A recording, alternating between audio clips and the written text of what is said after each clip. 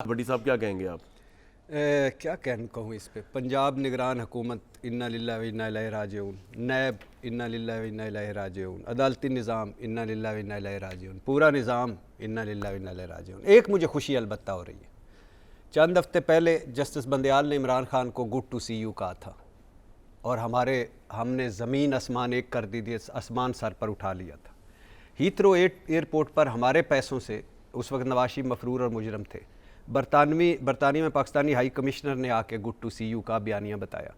Saudi अरब UAE में पाकिस्तानी सफारतखानों का good to see you, Islamabad airport पर good to see you, Lahore airport पर गुड टू सी यू, शाही किले के सब्ज़ाज़ार पर गुड टू सी यू, वफाकी हुकूमत का good to see you, Punjab हुकूमत का गुड टू सी यू, इंतज़ामिया का good to see you, police का गुड टू सी यू, जुल्म भी तो हुआ है नवाज शरीफ के साथ भाई। पुराने पूरे निज़ाम का गुड टू सी यू और नैब का गुड टू सी यू, और वो अमला जो दस्तखत कराने गया था, बायोमेट्रिक कराने गया था, उसका गुड टू सी यू। तो ये गुड टू सी यू का तो गिला हटा।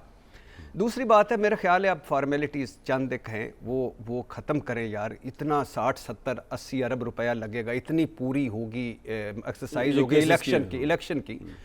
एक आर्डर जारी करें, मियां मोहम्मद नवाज शरीफ साहब की ताजपोशी हो चुकी है तो उनको हलफ उठवाएं, वज़ीर आज़म बनवाएं। किस लिए हमें इस झंझट झोले में डाला हुआ है? कौन से इलेक्शंस, कौन से शफाफियत, कौन सी क्रेडिबिलिटी, कौन सा सारा कुछ उनको बनाएं यार। वो आए हैं, वो रिस्क फ्री, हमें पहले ही बताते थे कि रिस्क फ्री है और गारंटी वाली वापसी है, तो ठीक है, कोई बात नहीं। चौथी मरतबा वज़ीर आज़म बने, आगे बढ़े, अल्लाह अल्लाह अल्लाह फजल करेगा, खुशहाली आएगी, उम्मीद पाकिस्तान आ चुकी है। लेकिन अगर आप ये मानते हैं कि 2018 में गलत हुआ, मेरी राय उसको छोड़ दीजिए, तो आपको ये मानना पड़ेगा कि आज भी गलत हो रहा है। अगर ये मानते हैं कि उस वक्त अदालती निज़ाम नहीं, अगर भट्टी साहब उस वक्त था, गलत हुआ नवाज शरीफ के हवाले से, तो आज अगर उनको out of the way relief मिल भी जाए फिर तो नवाज शरीफ के साथ बैलेंस हो गया ना। तो उनसे इंसाफ हो रहा है कि पहले उनके साथ ज्यादती हो, उनसे इंसाफ हो रहा है। वो भी ज्यादती थी, आउट ऑफ द वे उनके साथ नाइंसाफी, अब आउट ऑफ द वे करना पड़ेगा ना इंसाफ देने के लिए। चलो कर ले, कल को दोबारा हो जाएगा, उस वक्त भी आप रोते रहेंगे, उसके बाद तीसरी मरतबा हो जाएगा, उस वक्त भी रोते जाएंगे। आम माफ़ी का ऐलान कर देना सारों के लिए कि सारे ख़त्म, ज्यादतियाँ हुई हैं, ख़त्म हुआ है, सारा कुछ ख़त्म, स्लेट दो, आ जाओ। आम माफी में आप उसको भी ले आते हैं ना बीच में, फिर इमरान साहब नहीं ना लाएं उसको वहीं रखें।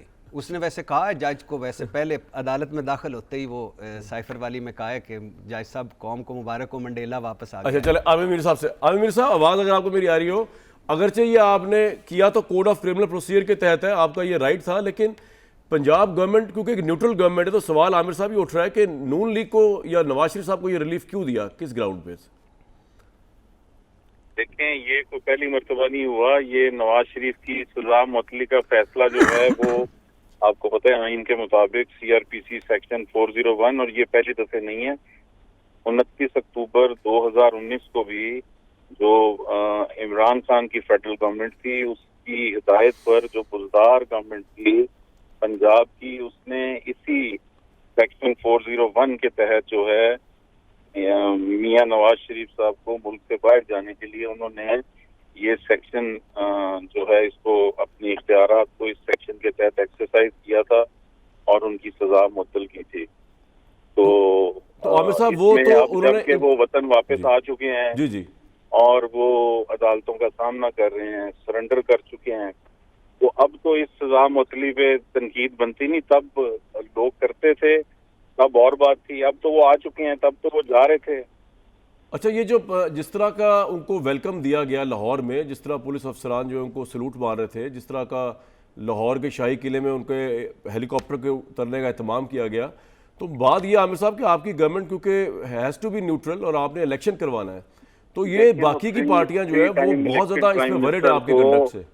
देखिए, प्राइम मिनिस्टर 3 टाइम इलेक्टेड जो होता है, या वो इवन जब खान साहब थे उनके लिए भी सिक्योरिटी और प्रोटोकॉल वही होता है जो किसी एक प्राइम मिनिस्टर के लिए होता है। वो कोई भी प्राइम मिनिस्टर होगा तो उनकी सबसे पहले जो प्रायोरिटी होती है सिक्योरिटी और सेफ्टी होती है। CCPO लाहौर जो है और कमिश्नर वहां पर पहुंचते हैं, आप माजी की तमाम फुटेजेस निकाल कर देख लें। राइट, तो इस तमाम चीजों 2 प्राइम मिनिस्टर थे, एक शहबाज शरीफ थे, एक नवाज शरीफ थे। ठीक है, तो इसका कहने का मतलब ये है कि ये भी सजा मुअत्तली आपकी तरफ से कब तक रहेगी? मतलब इसका कोई फिक्स पीरियड होता है, ये सारी उम्र भी रह सकती है? देखें, सजा मुअत्तली का मतलब ये नहीं है कि सजा खत्म कर दी है। ये जो सस्पेंशन है, क्या आप गिरफ्तार नहीं करेंगे? नवाज शरीफ की सजा जो है ना वो मुअत्तल करने से उनके खिलाफ जो मौजूद केसेस हैं उन पर कोई फर्क नहीं पड़ता, और ये फैसला अदालत ने करना है। हतमी फैसला उनकी सजाओं का वो तो अदालत ने करना है। इससे अगर आप समझते हैं कि अदलिया पे कोई फर्क पड़ता है तो ऐसी तो कोई बात नहीं है। अदालत ने तो कानून के मुताबिक फैसला करना है। अब उनकी अपीलें चल रही हैं, उस पर अदालत फैसला करेगी। तो आमिर साहब ये एक बात और बता दें जो बुनियादी बात थी कि अगेन मैं बार बार ये कहना पड़ता हूँ कि आपकी गवर्नमेंट ही न्यूट्रल है। आपने नवाज शरीफ साहब की सजा मुअत्तली के लिए क्या ग्राउंड सोचा होगा, या क्या आपकी गवर्नमेंट के ज़हन में आया कि इनकी सजा मुअत्तल कर दी जाए? क्या आपको लगा इनके साथ नाइंसाफ़ी हुई है, या आपको लगा कि ये कोई बीमार हैं? कुछ तो सोच के आपने फैसला किया होगा ना, और दरख्वास्त नवाज शरीफ साहब की तरफ से आई थी? जाहिर है मियाँ साहब के वकील की तरफ से दरख्वास्त आई थी, और उस पर ये माजी में बुज़दार गवर्नमेंट ने उनकी सजा मुअत्तल की। उसके बाद इन्होंने मेरा ख्याल है 2 बरस बाद दोबारा वापस आने का प्लान किया, तो उन्होंने दोबारा सजा मुअत्तली की दरख्वास्त डाली थी, जो कि विदाउट हियरिंग पंजाब गवर्नमेंट ने उसको रिजेक्ट कर दिया था। तो अब ये दरख्वास्त जो है निगरान हुकूमत के पास आई, तो इसको हमने एंटरटेन किया। किस ग्राउंड पे, ये तो जानना चाह रहे हैं। बुज़दार साहब ने तो बड़े उल्टे सीधे काम किए, उनको तो हम नहीं ना एज अ रेफरेंस। आप मुझे ये बताइए कि बुज़दार गवर्नमेंट के पास क्या ग्राउंड थी? क्या उनके पास तो मेडिकल ग्राउंड थी जी, वो तो उन्होंने बाहर भी भेज दिया था ना। क्या अब बनती है? तो आपके पास मेडिकल ग्राउंड पे किया आपने, या वैसे ही कर दिया? मेडिकल ग्राउंड्स भी हैं, और इसके अलावा जब एक बंदा सरेंडर कर रहा है कोर्ट्स के सामने और वो चाहता है कि उसका केस जो है वो डिसाइड हो, उनकी सजाओं का फैसला हो, तो मेरा नहीं ख्याल कि उसमें कोई हम रुकावट डालें। राइट। आमिर साहब तैयार है इलेक्शन के लिए? जनवरी के आखिरी वीक में, फरवरी को कहा पीपल्स पार्टी तो ये भी कह रही है कि तैयारी है, जब तक नवाज शरीफ साहब अहल नहीं होंगे इलेक्शन ही नहीं होंगे। नहीं, ये तो फैसला अदालत में करना है। आप ये काजी फाइद ईसा साहब से ये सवाल कर सकते हैं क्योंकि उनके पास केस जाना है, तो वो जो फैसला करेंगे। अगर आप हम पे कोई इल्जाम लगाना चाहते हैं तो वो फिर अगर फैसला काजी साहब जो भी करेंगे उन पे भी इल्जाम आएगा। चले, अब हमें ये तो सुकून है ना कि पंजाब में नवाज शरीफ साहब का स्टे पूरा इत्मीनान रहेगा, इत्मीनान बख्श रहेगा, पंजाब गवर्नमेंट भी उनकी टेक केयर करेगी, ये तो हमें सुकून रहेगा ना सर? ये आप सुकून करना चाहते हैं तो कीजिए, लेकिन सच तो ये है कि यहाँ पे इलेक्शन होना है और अवाम ने फैसला करना है। अवाम जो भी फैसला करेंगे, इलेक्शन बस करवा दें और क्रेडिबल और फेयर करवा दें। क्यों जी भट्टी साहब? यार बहुत देखें, इलेक्शन जो है ना वो करवाना है इलेक्शन कमीशन ऑफ पाकिस्तान ने। हम तो खुद अब बड़े तंग हैं कि इलेक्शन हो जाए, हम भी अपने कामों पे वापस। बिल्कुल ठीक है आमिर मीर साहब, बहुत शुक्रिया, आपने मौक़िफ़ दे दिया पंजाब गवर्नमेंट का जी। मैं अब आमिर इलियास राना साहब के पास जाना चाहूँगा। ये मुझे बताएं कि क्यों न्यूट्रल लफ्ज़ इस्तेमाल करते हैं? न्यूट्रल ही होते हैं। मोहसिन नकवी साहब किसके उम्मीदवार थे?